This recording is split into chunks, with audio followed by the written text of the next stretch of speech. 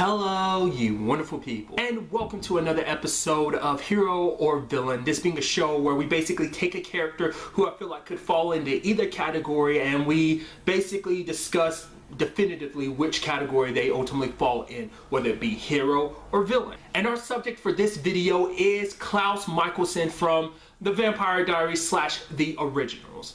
Do know that this is going to involve me talking about spoilers, so if you have not watched all of the Vampire Diaries or are currently caught up with the originals, obviously don't watch this video because, like I said, I'm going to be using a lot of examples that involve spoiling a lot of the show. Because if you are unaware, Klaus did start on the Vampire Diaries as a recurring character, him and a lot of the Mikaelsons, but then obviously he was become a main character in the spin-off series, the original, so just kind of putting that out there. Now, what I think makes Klaus very interesting is because he can kind of tend to lean both ways on the scale of hero and villain. Like, more often than not, you can be like, straight off the bat, it's like, Klaus, kind of an asshole. He's very, like, obviously he's been alive for 1,000 years. To be fair, him and the Mikaelsons themselves have caused a lot of problems over the years, but him the most out of anyone, I'd say, like, arguably you could make the, argument that Klaus is probably the most destructive of the Mikaelsons, because not only does he target other people, he has a tendency to take out his siblings too. Not just kill them, but the whole daggering them. Like, there was that whole thing, I forgot how long it was, but he daggered Rebecca for like a really long time, because Klaus is all about control and everything, and if you defy him, that makes you an enemy. I mean, Klaus has done a lot of terrible stuff over the years, like, and that's not even just including what we know about him. Obviously, there's stuff like the time he made Stefan, like, forced Stefan to turn off his humanity so that he turned into the Ripper again. There's a time he killed all the other hybrids because Tyler was trying to group them all up into doing like a revolution, stand against Klaus, and he found out and killed all of them. So for a long time, it was only Tyler and Klaus were the only hybrids left, but now it's only like Klaus and Haley because Tyler subsequently had lost his hybrids thing. That's a whole thing in itself. When it came to stopping their aunt, what Klaus went through, like basically forcing the werewolves to be stuck in wolf form for most of the time, and turning back human only on full moons. That included Haley, the mother of his child. A long list of terrible things that Klaus has done. He is very mean, terrifying, as well as very manipulative. But when it's all said and done, the fact of the matter is, you can't help but feel sympathetic for Klaus in certain regards. The reason Klaus ended up the way he did was because of their very abusive dad. Their dad treated him like crap, mainly because it's like, well, Klaus wasn't his son anyway, and he always knew that. I mean, that's why Klaus is actually a hybrid, because one of the people his mom Esther was with was a werewolf, and when she made him a vampire, that's how he was born as the first hybrid. And so that's always left him a little alone in a lot of cases, like obviously because of his whole situation with his dad, he's always trying to prove himself. And on top of that, like, even amongst his family, he's the only one of his kind for such a long time. Like, no one else in his family, well, now, like I said, Haley is, but no one else in his family prior to Haley and the hybrids he was making in the Vampire Diaries were hybrids. They were all just regular vampires. So that was something that was only him that made him even more of an outcast, even amongst his own family. He would never let it like show that it bothered him, but it did. Because for Klaus is this mentality of, that typical ruler thing of like, is it better to be loved or is it better to be feared? And Klaus tends to lean more towards the fear angle because he doesn't think people could ever love him. That he thinks the only way he could ever get people on his side is by fear and forcing them to be. Which that leads to a lot of people not liking Klaus, not trusting him. Obviously, like I said, especially everything that's going down between him and his family, that's kind of going back and forth a lot. Obviously, Elijah being the one that kind of tends to give Klaus the most chances because he knows that there's good within Klaus. He just needs an opportunity and a chance to prove that. But this is just talking about the negative side. Once again, like, not only is he sympathetic because of all of that, but it's also because Klaus actually has heroic moments. Like, no matter how much of a dick he can be about handling things or his way of approaching things, he does kind of help in the long run. Usually it's because he has his own motives, because he wants to get something out of it, but there are moments where he does non-selfish stuff. One of the best examples was back in season 3 when it came to the whole Lucian situation. One of the suggestions was basically using Davina as a means of getting rid of Lucian's like newfound like superpowers, and it was actually Klaus who suggested we don't do that. And it's like Klaus, the one who would usually do anything, whatever it takes to take down an enemy, was suggesting not to do that. Even you saw at the time, like even Haley was like, whoa, you really making that decision? He's like, we'll find a different way.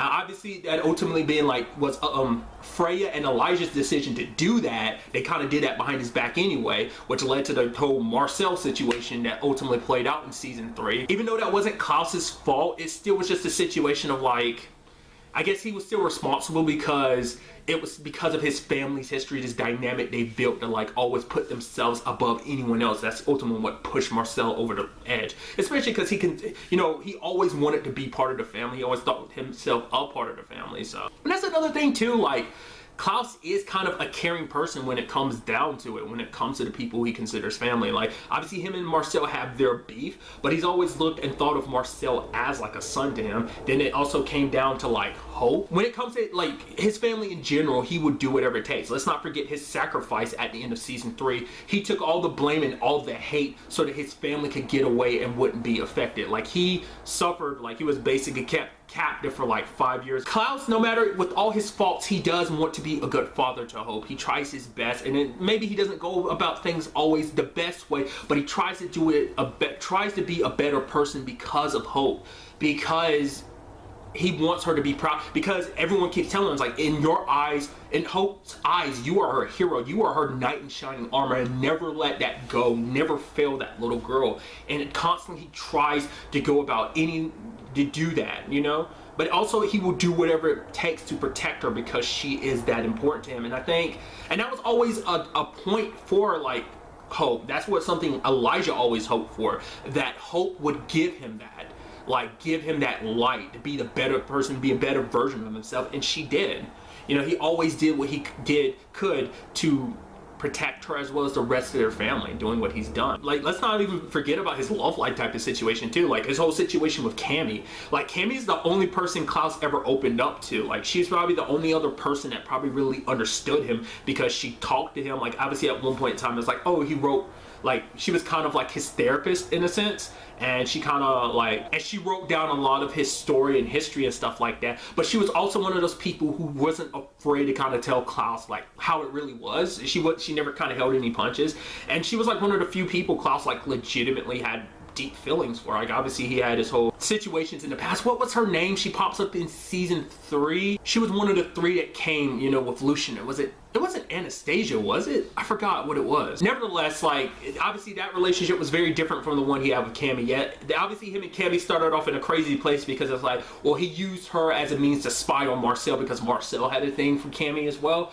But even when it was all said and done, he really liked her, and it just broke his heart when he ended up losing her in season 3. Yeah. So, which that was kind of that was just the sad thing, because it's just like, even when he had happiness, it was kind of taken away from him. First when Cammy was turned into a vampire, and then finally when she ended up dying. At the end of the day, when you take all of the stuff, all the dick moves, but all the good stuff that Klaus has done, there's plenty of stuff that I haven't mentioned on both sides, but taking all of this, where do you ultimately think Klaus lands? Is he a hero? Is he a villain? Like, obviously Klaus falls in the category of anti-hero, but like, I'd rather not just cop out like that. I want to pick one definitive side, and it's hard. I want to lean more towards villain, but I do want to lean more towards hero too. So I want to go hero, especially where he stands, all that he's done, trying to repent for his past and make up for it, and trying to build a better future, not only for his daughter, but his entire family. Like, where they stand, the ultimate sacrifice they make at the end of season 4, bringing in the hollow into each one of them, so it's no longer in Hope, breaking up their family, but it's a choice that they had to make if they wanted to make sure that this evil never stayed free and got, you know, Hope free of it and stuff like that. So that's where my decision lies. Like I said, let me know what your thoughts are, whether you think he is a hero or villain. And yes, I do know that the last one was more kind of a family decision, but you know, I'll still kind of put that off on Klaus, because ultimately I figured like the hollow was all going to go inside of Klaus. I thought that's how it ultimately was going to play out, but it's like, nope, it went into all the remaining family. So you can catch the originals on the CW when it returns for its 5th and final season on April 20th. And if you want to watch and or catch up on the originals, you can watch all 4 seasons on Netflix Netflix, along with the entirety of the Vampire Diaries series as well. But really, that's all I want to talk about in this video. To the next time we meet, be happy, be safe, live life to the fullest, and enjoy it. Good day and goodbye.